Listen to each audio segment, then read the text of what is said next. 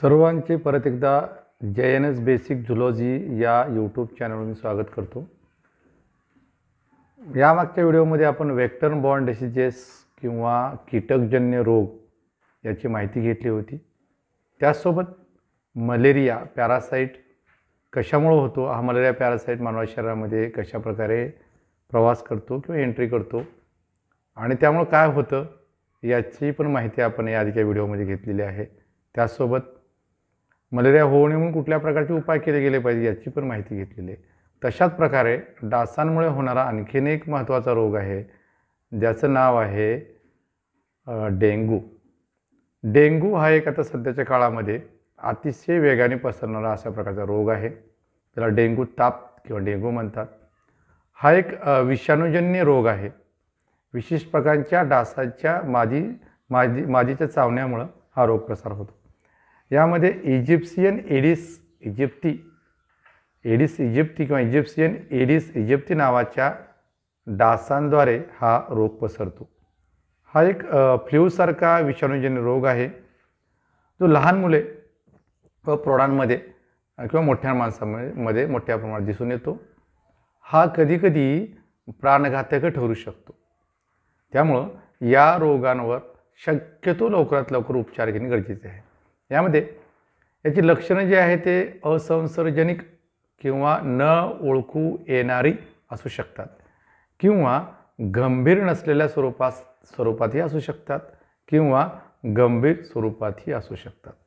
म्हणजे लक्षणं सहजासहजी लक्षात येतील, कधी लक्षात येणार पण नाहीत, कधी लक्षात यायला उशीर होईल आणि ज्यावेळेस आपण डेंग्यूची तपासणी करू त्यावेळेस लक्षात येईल की आपल्याला किंवा त्या एखाद्या पेशंटला डेंग्यू झाला आहे।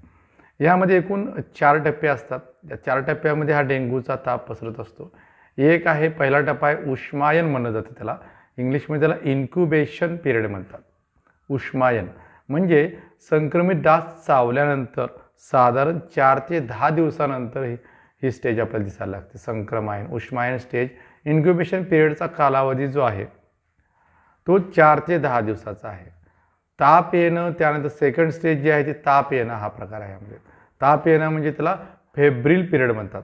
हा 2 ते 7 दिवसाचा कालावधी आहे। तिसरी स्टेप आहे किंवा तिसरा टप्पा आहे ज्यामध्ये गंभीर किंवा प्लाझ्मा गळतीचा टप्पा असं म्हणलं जातं। हा गंभीर टप्पा आहे किंवा प्लाझ्मा गळतीचा टप्पा असं म्हणलं जातं। म्हणजे क्रिटिकल और प्लाझ्मा लिकेज फेज असं या स्टेजला म्हणलं जातं। याच्यामध्ये जे लक्षणं असतात ती सुरू झाल्यानंतर, हा ताप सुरू झाल्यानंतर 3 ते 7 दिवसानंतर ही स्टेज सुरू झाल्यानंतर 3 ते 7 दिवसानंतर ही स्टेजचे लक्षणं आपल्याला दिसायला लागतात। ही सगळी जी माहिती आहे ही माहिती इंग्लिशमध्ये उपलब्ध आहे आणि त्याचे जी काय ती माहिती इंग्लिशमध्ये आहे त्याचं जास्तीत जास्त मराठीमध्ये सांगण्याचा मी प्रयत्न करतो। त्यामुळे काही इंग्लिश शब्द त्यामध्ये येणारच आहेत। चौथा जो टप्पा आहे तर चौथा टप्पा म्हणजे काय, तर चौथ्या टप्प्यामध्ये ज्याला पुनर्प्राप्ती किंवा द्रव पुनर्शोषण कालावधी किंवा सोप्या इंग्लिशमध्ये त्याला रिकव्हरी और फ्लुइड रिअब्सॉर्प्शन पिरियड असं म्हटलं जातं। हा गळतीचा जो टप्पा आहे तो सुरू झाल्यानंतर 7 ते 10 दिवसानंतर त्या पेशंटमध्ये त्या रोग्यामध्ये दिसायला लागतो।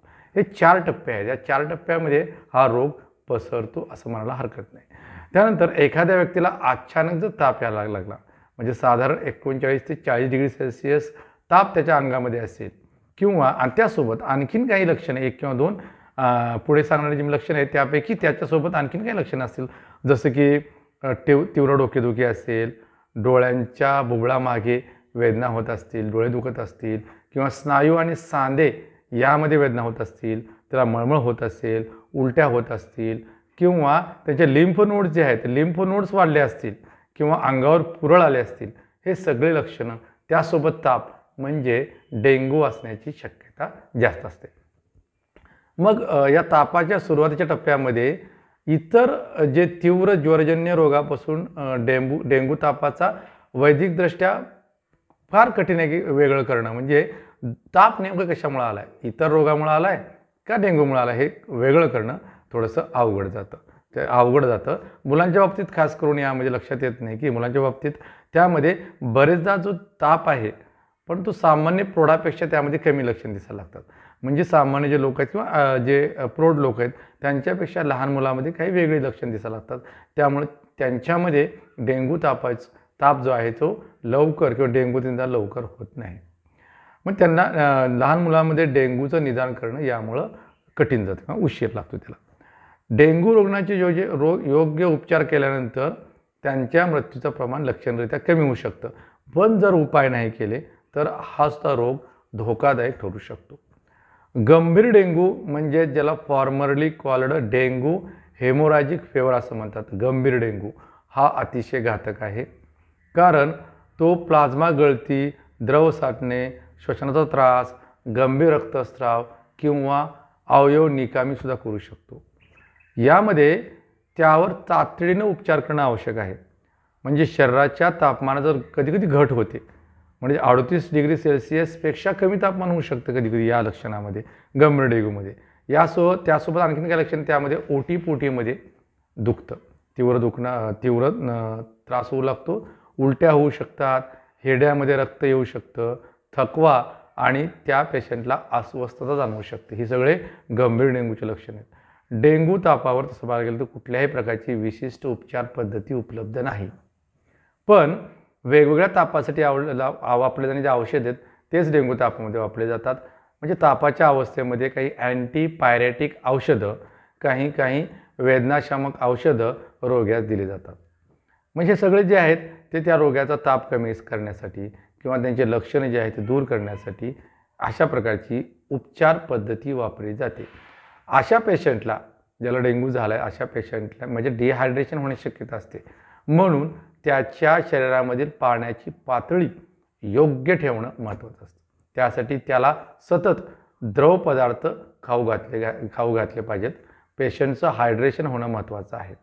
डेंग्यू विषाणूची एक लस पण उपलब्ध आहे, परंतु ही लस ज्या ठिकाणी साथ पसरली आहे त्या ठिकाणच्या 9 ते 45 वर्ष वयोगटामधील व्यक्तीला दिली जाऊ शकते. ज्यांना यापूर्वी किमान एक वेळेस डेंग्यू झाला आहे किंवा ज्यांना डेंग्यूचा संसर्ग एकदा तरी झाला आहे, तरी त्यानंतर आणखीन एक गोष्ट यामध्ये होते, त्या लोकांमध्ये एक इम्युनिटी, डेंग्यूच्या संदर्भातच इम्युनिटी तयार होते, इम्युनिटी तयार झालेली असते, सेल्फ इम्युनिटी. त्यानंतर अलीकडच्या दशकामध्ये डेंग्यूच्या घटना मोठ्या प्रमाणात वाढत आहेत. एका अभ्यासानुसार 128 देशातील 3.9 अब्ज लोकांना संसर्ग होण्याचा धोका आहे. बहुसंख्य प्रकारची लक्षणे जी असतात ती खरं तर कॉमनच असतात. त्यामुळे संख्या जी आहे ती कमी दाखवली जाते, कारण लोकांना माहितीच नाही की, आणि त्या पेशंटलाही माहिती नसतं आणि कधीकधी डॉक्टरला सुद्धा माहिती नसतं जोपर्यंत टेस्ट केले जात नाही तोपर्यंत की याला डेंग्यू झाला आहे किंवा नाही. त्यामुळं ही संख्या आपल्याला कधीकधी कमी जाणवते, म्हणजे नोंद कमी आहे पण संख्या खूप जास्त प्रमाणात आढळते. अलीकडील एका अंदाजानुसार दरवर्षी 390 दशलक्ष डेंग्यू संसर्ग होतात असं लक्षात आले दरवर्षी, आणि 20,000 लोकांचे मृत्यूसुद्धा होऊ शकतात या डेंग्यूमुळे. उष्णकटिबंधीय प्रदेश किंवा उपोष्णकटिबंधीय प्रदेशामध्ये डेंग्यू विषाणू झपाट्याने पसरतो. त्याची पसरण्याची शक्यता जास्त असते, कारण इजिप्ती नावाचे जे डास जे आहेत हे या वातावरणाशी जुळून घेऊ शकतात. म्हणजे आणखीन एक यामध्ये इजिप्शियन आल्बोपिक्टिस नावाचं एक आणखीन एक डास आहे. हा डास चावला तरी एक वेगळ्या प्रकारचा डेंग्यू, दुसऱ्या प्रकारचा डेंग्यू होऊ शकतो. हा देखील अलीकडच्या काळामध्ये पसरताना दिसतोय. या रोगामुळे जी महामारी पसरली जाते त्यामुळं कधीकधी मानवी आरोग्यावर, राष्ट्रीय आणि जागतिक अर्थव्यवस्थेवर भयानक परिणाम होऊ शकतो. डेंग्यूचे विषाणू संक्रमित प्रवेशाद्वारे एका ठिकाणाहून दुसऱ्या ठिकाणी पोहोचवले जातात. म्हणजे डासांद्वारे हे एका ठिकाणी दुसऱ्या ठिकाणी पोहोचवले जातात. 1950 साली फिलिपिन्स आणि थायलंडमध्ये डेंग्यूच्या साथीच्या वेळी या रोगाची सर्वप्रथम ओळख पटली. 1950ला फिलिपिन्स आणि थायलंडमध्ये एक साथ पसरली आणि त्यावेळेस डेंग्यू हा रोग तिथून पुढे आलेला आहे किंवा डेंग्यू ह्या रोगाला नाव त्या ठिकाणी भेटलेले आहे. आज आशिया आणि लॅटिन अमेरिकेतील बहुतेक देशावर या रोगाचा परिणाम होताना दिसतो. यांची जी काही रोगांचे प्रमाण आहे ते वाढताना दिसते. या प्रदेशामधील मुले आणि प्रौढांमध्ये रुग्णालयात दाखल होण्याचे आणि मृत्यूचे एक प्रमुख कारण म्हणजे डेंगू असं आपल्याला आढळून येते. डेंगू ताप हा एडिस इजिप्ती डासामुळे पसरणाऱ्या 4 डेंगू विषाणूमुळे होतो. एक नाही तर 4 प्रकारचे विषाणू आहेत. तर 4 प्रकारच्या विषाणूमुळे हा जो रोग आहे तो पसरू शकतो. आणि एका अभ्यासानुसार समजा एखादा डेंगूचा व्हायरस विषाणू शरीरामध्ये गेल्यानंतर परत त्या एका पेशंटला त्यामुळे दुरुस्त झाला तो पेशंट, तर त्यामध्ये इम्युनिटी पॉवर तयार होते. जर पुढच्या वेळेस अशा प्रकारचा डेंगूचा जर विषाणू त्यावेळी प्रवेश करत असेल तर आपोआपच त्याची बॉडी किंवा ते शरीर त्याला विरोध करतं आणि त्यांना ते मारून टाकतं. पण यामध्ये 4 प्रकार आहेत. म्हणून एका प्रकारचा विषाणू शरीरामध्ये गेला की दुसऱ्या प्रकारच्या डेंग्यूच्या तापापासून आपण बरं होऊ असं होऊ शकत नाही. 4ही प्रकारच्या विषाणू वेगळ्या प्रकारचे आहेत. त्यामुळे एकापासून इम्युनिटीची पॉवर वाढली तर दुसऱ्यापासून वाढेलच असं नाही. मग centre for disease control and प्रिव्हेन्शनच्या अंदाजानुसार दरवर्षी जगभरामध्ये डेंग्यू तापाचे जवळपास 400 दशलक्ष प्रकरणे आढळतात. उष्णकटिबंधीय प्रदेश यामध्ये मोठ्या प्रमाणात प्रभावित आहे. परदेशात प्रवास करताना विषाणूचा संसर्ग झालेल्या लोकांमध्ये बहुतेक प्रकरणे आढळतात. तथापि मेक्सिकोच्या सीमेजवळ हवाई, फ्लोरिडा आणि टेक्सासमधील रहिवाशांसाठी संसर्गाचा धोका वाढत आहे. डेंग्यूचा ताप प्रसार जो आहे तो डेंग्यू विषाणू असलेल्या डासांच्या चाव्याद्वारे होतो. म्हणजे एखाद्या डासाच्या म्हणजे जे विशिष्ट प्रकारचे डास आहेत ज्यामुळे डेंग्यू होतो त्या डासाच्या शरीरामध्ये जर डेंग्यूचे विषाणू असतील आणि तो डास दुसऱ्या एखाद्या निरोगी व्यक्तीला जाऊन चावला तर त्यामध्ये तो जो डेंग्यू आहे तो डेंग्यूचा प्रसार होऊ शकतो. व्यक्तीमध्ये अशा प्रकारे कुठल्याही प्रकारचे ट्रान्समिशन होत नाही. म्हणजे डेंग्यू झालेल्या व्यक्तीच्या जवळ जाऊन बसल्याने डेंग्यू होत नाही. जर त्याला डास चावला आणि तोच डास जर एखाद्या जवळच्या लोकाला किंवा व्यक्तीला चावला तर डास तो विषाणूच्या शरीरामध्ये एंट्री करून डेंग्यू होऊ शकतो. पण आणखीन एक गोष्ट आहे की डेंग्यू असलेली गर्भवती व्यक्ती जर असेल किंवा महिला असेल तर हा रोग त्यांच्या मुलापर्यंत पोहोचू शकतो. हे सगळं अशा प्रकारे मी डेंग्यूच्या संदर्भात माहिती सांगतोय. डेंग्यू हा किती धोकादायक अशा प्रकारचा रोग आहे. संसर्ग कसा होतो हे तुम्हाला मी सांगितलंच आहे. परत सांगतो, डेंग्यू तापाचा विषाणू मादी डासाद्वारे प्रसारित होतो. म्हणजे मुख्यतः एडिस इजिप्ती नावाची डासाची जी मादी आहे ह्या डासाच्या मादीमुळं हा रोग एका ठिकाणाहून दुसऱ्या ठिकाणी प्रसारित होतो, ट्रान्समिट होतो. हा रोग उष्णकटिबंधात मोठ्या प्रमाणात पसरलेला आहे असं मी यापूर्वी सांगितलं आहे. याच्या प्रसारासाठी स्थानिक पातळीवरील असुविधा, तेथील पाऊस, तेथील तापमान, अनियोजित शहरीकरण याचा पण हातभार लागतो. म्हणजे व्यवस्थित जर सुविधा नसतील, शहरीकरण मोठ्या प्रमाणात वाढत असेल तर डासांची उत्पत्ती वाढते आणि हा डेंग्यू पसरू शकतो. डेंग्यू ताप हा एक फ्लेवी व्हायरस स्वरूपाचा ताप आहे. फ्लेवी व्हायरस ताप आहे ज्याचा 4 संबंधित प्रकार आहेत. त्यामध्ये DENV1, TENV2, DENV3, DENV4 हे 4 प्रकार यामध्ये आहेत. हे 4 प्रकारामध्ये हा रोग पसरू शकतो. यामध्ये इजिप्ती शहरी वस्तीत राहतात. म्हणजे हा जो असा आहे तो शहरी वस्तीमध्ये राहू शकतो, शहरी वस्तीमध्ये वाढू शकतो. आणि ज्या ठिकाणी कृत्रिम कंटेनर्स असतील किंवा भांडीकुंड्या असतील ज्या ठिकाणी पाणी साठतं त्यामुळे यांची पैदास वाढू शकते.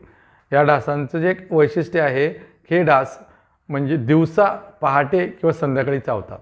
दिवसा पहाटे आणि संध्याकाळी चावणारे जे डास आहेत त्याच्यामध्ये या प्रकारचे डास असण्याची शक्यता असते.